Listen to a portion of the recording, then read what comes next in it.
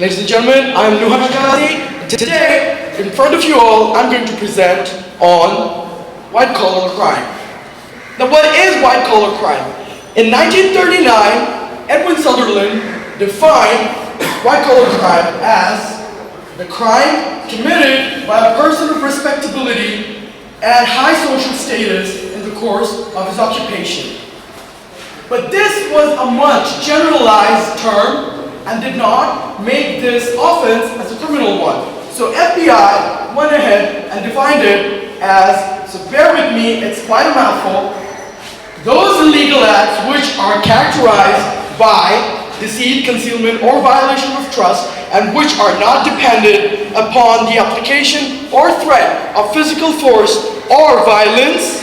Individuals and organizations commit these acts to attain money, property, or services, to avoid payment or loss of money, services, or to secure mainly personal or business advantage.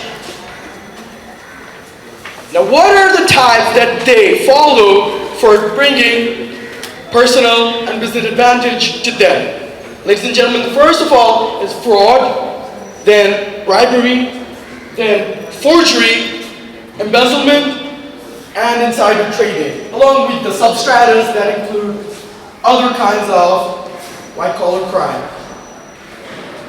Ladies and gentlemen, fraud is simply telling lies and concealing important information for our economic or one's economic benefit, which include these kinds of frauds: corporate, healthcare, insurance, phone calls, and also one of the famous frauds called Ponzi scheme, which I'm going to explain in the later part of the presentation.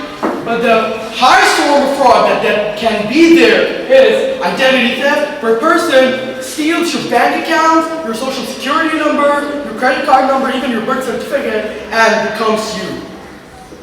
Then there's bribery. According to a report of TIB, every year $1 trillion is exchanged in the form of bribery. Ladies and gentlemen, that is 1 followed by 12 zeros, which is equivalent to 7 crore Bangladeshi takas.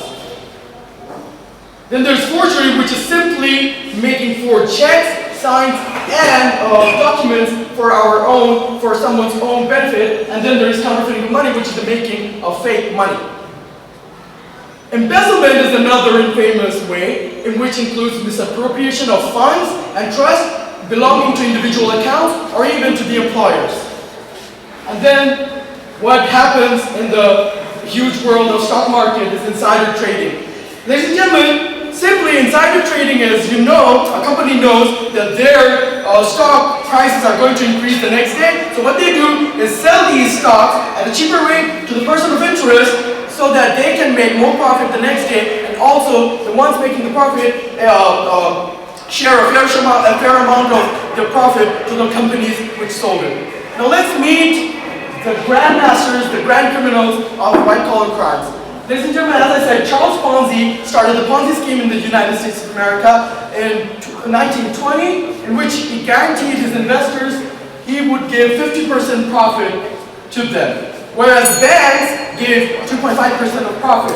And he paid the old investors by the money he got from the new investors. Then the trickster, Frank Abagnale, is supposed to be the most notorious and cunning teenager that ever walked the planet Earth. He forged millions of dollars in checks and also forged identity. He also made certificates in his names. He was a registered pilot, which he was not. He was also a physician, a practicing one, and a practicing attorney.